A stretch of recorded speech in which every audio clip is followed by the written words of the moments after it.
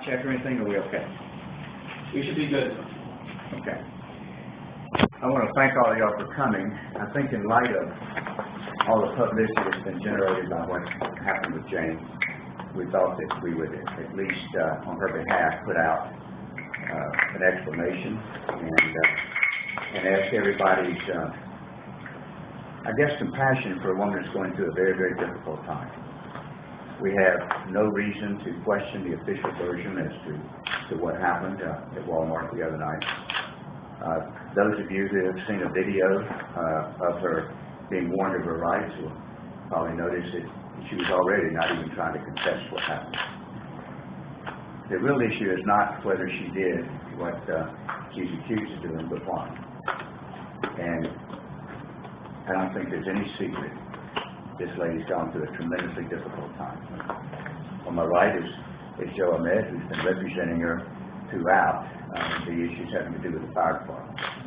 And on my left is her husband, a 25-year police officer, Jason Draycott.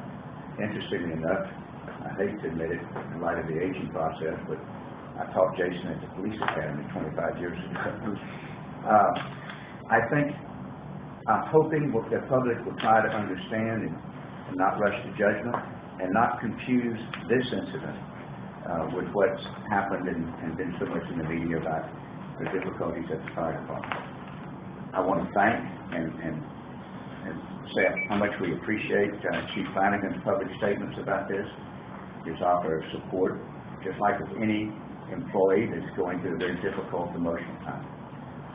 Jane is in a very fragile emotional condition now. After this incident, she was obviously stricken with incredible remorse, has no explanation for it. The whole thing makes no sense if you're looking at it and trying to judge it as rational behavior. It makes tremendous sense as a scream for help if you have been going through what she has. There is an alcohol component, and that's going to be dealt with, as well as her clinical depression. She saw doctors immediately upon getting out of jail. Jason and she and the doctors thought she needed to go in for inpatient treatment right away. Suffering from clinical depression, alcohol-related issues, and she needed help. Fortunately, she recognized that and voluntarily getting help. So she is in a voluntary treatment right now, and that's why she's not here. Although I don't think her emotional condition would be a good idea for her to be talking publicly. Her first court setting on this matter is Tuesday. We intend to talk to the district attorney's office as early as possible, but what's a fair resolution of this. She's accepting responsibility for what she did. She doesn't understand it. She's tremendously depressed, embarrassed, humiliated about it, and she's receiving treatment for all that. I think we all feel that the public and media attention to this has been very fair. I think my sense is that people are compassionate enough to recognize that this isn't just a simple issue as to whether somebody walked out of a store or something that didn't belong to them. We don't intend to go into a lot of the facts about it. Much of it is, in fact, probably all of it is going to be uncontested as to what happened.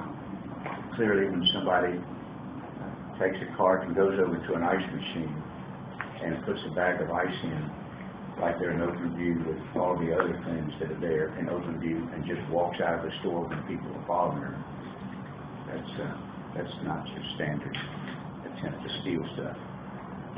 Nobody knows exactly what was in her mind at the time. We'll find that out later. I think at the end of the day, all we want to do now is explain she's accepting responsibility, even in this fragile condition, for what she did. She intends to do that within the system, and she's tremendously remorseful. I hope people will be patient and not rush to judgment, and that people will give her the benefit of the doubt as to why she did what she did and what's going on. And I think with that, that's all that I've got as far as a public statement. I think Jason and I and Joe are willing to answer questions, and I ask you exactly step by step of what happened. I don't think it's important. As I say, I doubt we haven't seen the official police report or any video, but I'd be very surprised if we're going to disagree with any of it. One thing I will mention is to understand, she left work early that morning with a recurrence of a knee injury, and with permission and instructions to go see a doctor about it. She went to the first one wasn't there. She went to another emergency room. She ran some other errands. And then the precipitating event for whatever happened that day was that she received a phone call probably around 3 o'clock in the afternoon from the prosecutors in Arizona that were responsible for prosecuting the drunk driver that had been charged with vehicular homicide for the death of her 17-year-old daughter. That happened in 2006. The case is still pending. She had always understood and believed that whatever sentence was imposed would include jail time. And she was informed that that was no longer the case, that what was going to happen was there'd be some type of strict probation sentence potentially given. I don't know the details of that conversation. That's all I can tell you. It just crushed her.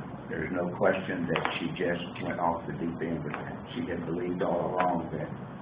And you know, it's like, some of you may know that as a former prosecutor and now in private practice, we deal with a lot of the victims of the survivors of a trauma event to someone else.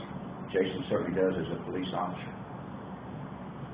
And the public, the common reaction a lot of times when you're the victim of something like this, or the survivor of the victim, is the tendency to equate some type of incarceration with recognizing the value of that life that was lost or damaged.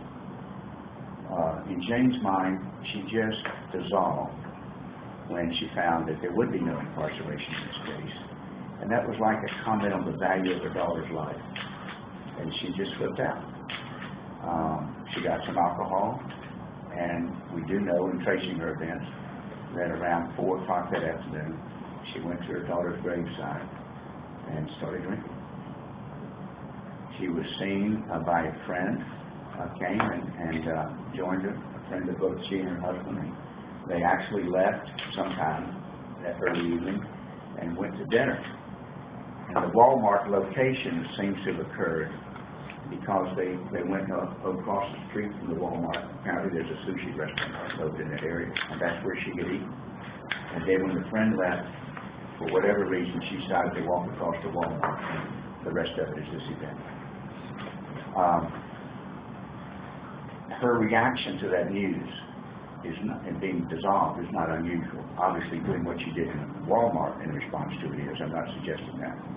But dissolving in response to news, for the last 3 or 4 years, she had believed punishment of the young man whose conduct resulted in the death of her daughter was going to include incarceration. You know, she knew it was. And she just didn't part.